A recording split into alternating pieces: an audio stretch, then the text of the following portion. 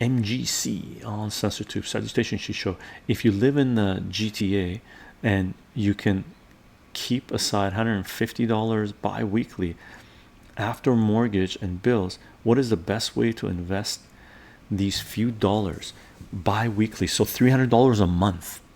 $300 a month. $300 a month. You could buy just silver coins, right?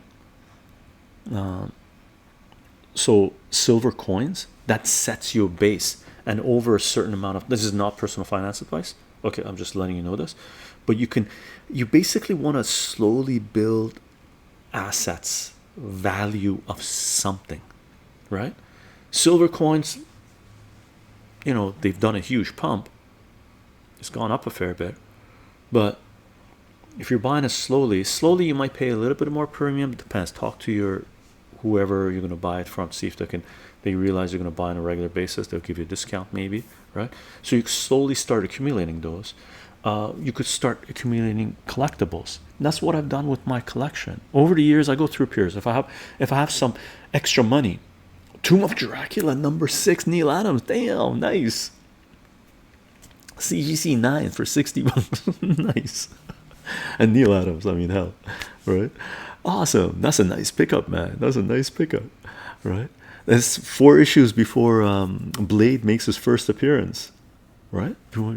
Yeah, Blade makes his first appearance, #10, right? But in regards to investing, here you could do what Brad is doing. Look for an, know a genre, get into a genre, a collectible that's also semi-liquid or liquid as gets, right? Comic books was one. It can be very liquid, or sometimes it tightens up. It's not liquid. Prices drop, right? Right now, as you know, I've been buying some comic books because I noticed prices have dropped a little bit. So I'm picking up. So accumulating, and when the prices go up, you either don't buy or you sell a little bit, liquidate a little bit, just like stock. Stock does a huge pump up, sell a little bit.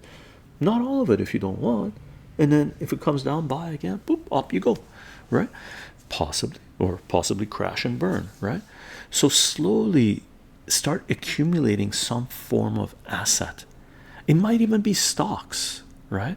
You might even buy stocks if you want, or save the money, put it aside until you go, let's say 3 months, you have $900. What can you do with $900? Sometimes you can do more with 900 than you can do with 150 or 300, right? I'll give you an example. I had a drum set, Milestone drum set, the only fiberglass drum set in the world that was ever made in Vancouver company that doesn't exist anymore, right? So they made these drum sets that were really good. I bought it dirt cheap. I bought it for like 825 bucks or something. Let's say 800 bucks I bought it for, right? I needed to sell it because I was moving and I wasn't playing drums, and I wish I didn't sell it, but I needed to sell it because I had a lot of shit, right? So I listed it to be sold on classifieds at the time. No eBay. There wasn't eBay that you could sell. Well, there was eBay maybe, but I wasn't going to ship a drum set. So I put it in newspaper classifieds and online. Drum set, Milestone, beautiful. Took pictures for 1,400 bucks or something like this. 1,400, 1,500. I was willing to take 1,200 for it, right? Didn't sell, right? I said, the fuck with it, right? So what I did, I listed. It's like auto wreckers, right? They buy cars and they take it apart and sell the parts individually. Or some of the hedge funds in Wall Street, they buy into a company, take out all the money, all the assets from it, and then break it up and sell it for pieces, and they make a lot of money. So I took my drum set. I had the little cow things, I had tom-toms, I had nice cymbals. So I had bongo. I sold it individually, right? The cymbals individually, the cow bells individually, some of the roto drums I sold those individually. So that's what you could do. So one thing you could do with $150 a week, $300 a month, is get into learning about something, right? Figure out what a good deal is. Maybe you can buy it in bulk and then break it up and sell those individually to make extra money.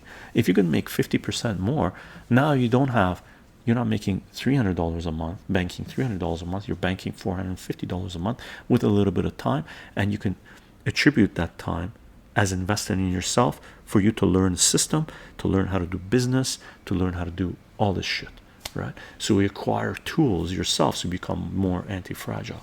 You could do a lot with $150 every 2 weeks, or $300 a month, or whatever you have, right? Figure out what system you want to dive into and dive into it. Okay. Don't put all your eggs in one basket though. Compiler, GNU compiler, nice. Linux, I love it. Unix, really.